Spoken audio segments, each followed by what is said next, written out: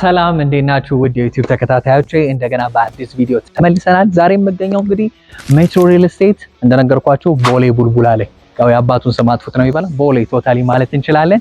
እንደገና በአዲስ ቪዲዮ ተመልሰናል። እንደነገርኳችሁ ቪላ ቤቶችና G+1 እንዲሁም በG+2 አማራጭ አለ ማለት ነው።